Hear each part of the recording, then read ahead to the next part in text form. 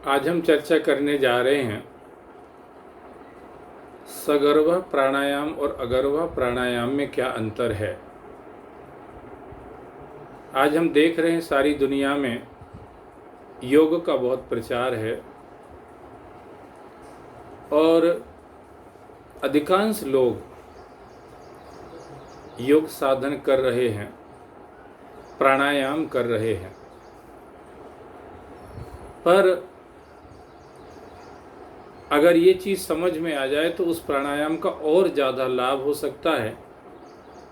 और ख़ास करके जो भक्त प्रकृति के लोग हैं, जो परमात्मा को पाना चाहते हैं, अपने अंतःकरण को शुद्ध शांत करना चाहते हैं, उनके लिए ये ज़्यादा ही काम की चीज़ है। इसलिए आज मैं इसके ऊपर चर्चा कर रहा हूँ। हम लोग प्राणायाम करते हैं और प्राणायाम में भी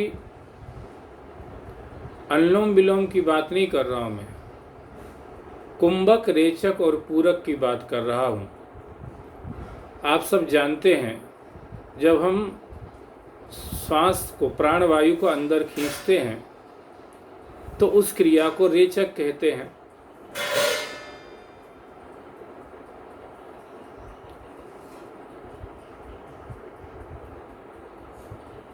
जब हम श्वास वायु को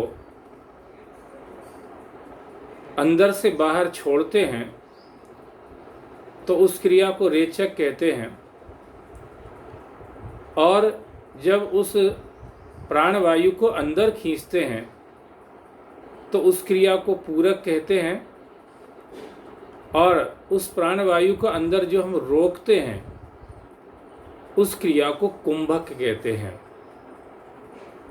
तो जब हम प्राणायाम करने के लिए बैठें, रेचक, कुंभक और पूरक, तो साधारण लोग क्या करते हैं, अंदर की हवा को छोड़ देते हैं, फिर थोड़ी देर रुकते हैं, फिर हवा खींचते हैं, फिर अंदर रोकते हैं, फिर दूसरी तरफ से छोड़ देते हैं, फिर वहाँ से खींचते हैं, फिर उसको छोड़ देते हैं दूसरी तरफ से। इस तरह से प्राणायाम करते हैं।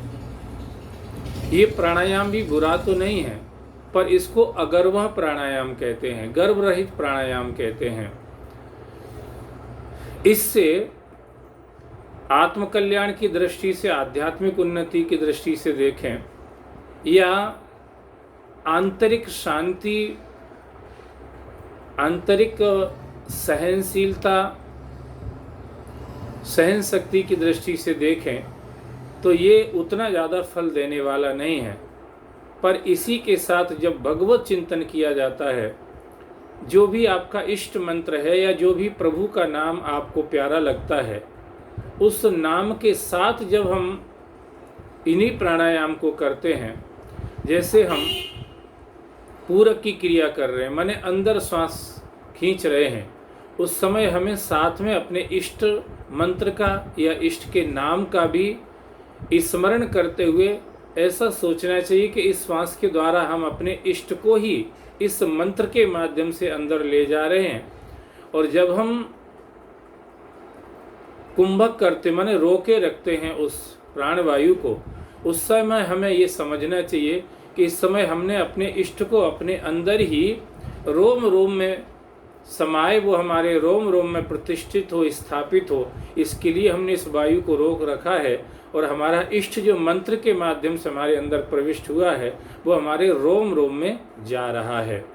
फिर दूसरी नाक से अंदर जो हमारे विकार भरे हुए हैं, जो अन्य साधनों से नहीं जा रहे थे, उनको मैं प्राणायाम के द्वारा, इस प्राणवायु के माध्यम से उन विकारों को अब रेचक क्रिया के द्वारा बाहर छोड़ रहे हैं।